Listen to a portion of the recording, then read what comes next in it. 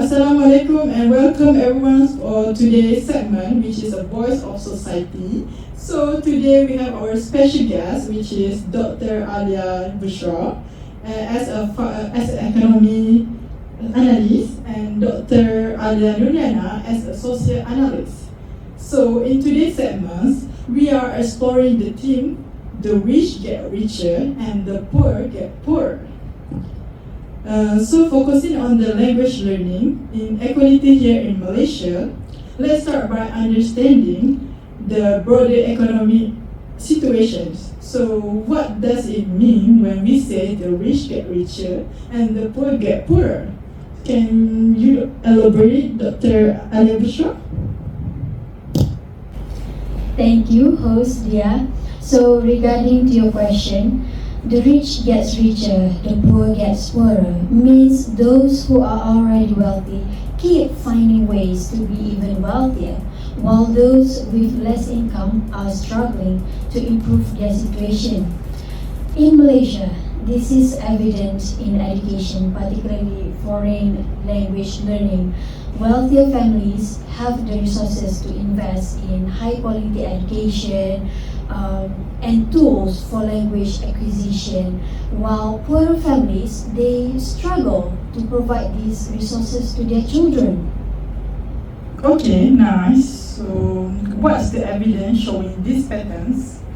Can you elaborate more, Doctor?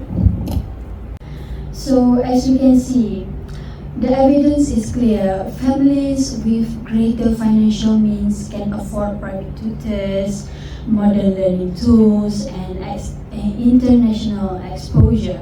So as you can see also, poorer families, basically the students, particularly in those rural areas, often struggle due to limited resources in public schools or lack basic internet access. So for instance, the dropout rate in rural areas is significantly higher than in urban regions, often due to economic pressures and lack of opportunities. So this directly impacts the quality of education and language learning for the students from the low-income families. Basically, this links to a theory called immiseration. It explains that systems often make life easier for the rich but harder for the poorer. So as noted by Syed Muhammad, a senior lecturer at USM, the growing education gap and high dropout rates present significant barriers to ensuring equal opportunities for all Malaysians. Okay, that's a well explanation from Dr. Alia Bushra as an economic analyst. So now turning to our social analyst, which is Dr. Alia Nuriana, I would like to ask a question, which is how does this wealth gaps affect a person's access to quality educations? Can you explain it a little bit? Okay, thank you, Dia, for the questions. Well, it's a complex issue with far-reaching consequences. Essentially, wealthier families have more resources to invest in their children's education. This translates to private tutoring. They can afford specialized tutors to enhance language skills or learn foreign language and invest in language immersion programs where it provides intensive language exposure. The noticeable one is high quality schools. Wealthier families tend to live in districts with better funded schools, which offer a wider range of language courses and resources. Wow, that's a great explanation, and there is a significant advantage, right? So what about those who don't have access to the resources? How to provide them, or what? Can you give me a little explanation? So unfortunately, those from lower income background face several challenges, such as limited school resources. The public schools in disadvantaged areas often lack adequate funding for language programs and qualified teachers. Language barrier is also one of the challenges. In some cases, parents may not be proficient in their dominant language, hindering their ability to support their child's language learning. Other than that, the cultural capital. Unlike those from lower income backgrounds, wealthier families often have a cultural advantage, with parents who are more likely to have attended college and can provide guidance on language learning strategies and the advantages of learning a foreign language. This is essential to learn in today's competitive environment. That's all. There is well explanation from Dr. Alia. Thank you for explaining it. So, how does this cycle lead to this advantage in language education? Absolutely. A strong language foundation is crucial for academic and professional success. When students from disadvantaged background lack these opportunities, they may struggle in school, limit their career option, and perpetuate the cycle of poverty.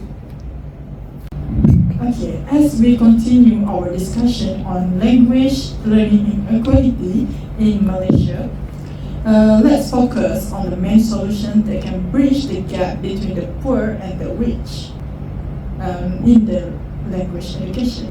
Okay, so what do you think is the most effective solution to address the language learning inequality? Dr. Alia Bishra? So, for the solution, this is a very important for us Malaysians. Basically, to reduce the gap in foreign language learning, schools can implement twice weekly programs that designed for middle and high school students. Basically, this wouldn't be like regular foreign language courses, as these programs will focus on engaging activities like storytelling, cultural fairs, and gamified tours for the middle school students. For the high school students, they can focus to practical applications such as conversational practice, virtual exchange programs, or real-world simulations like planning trips using the target language.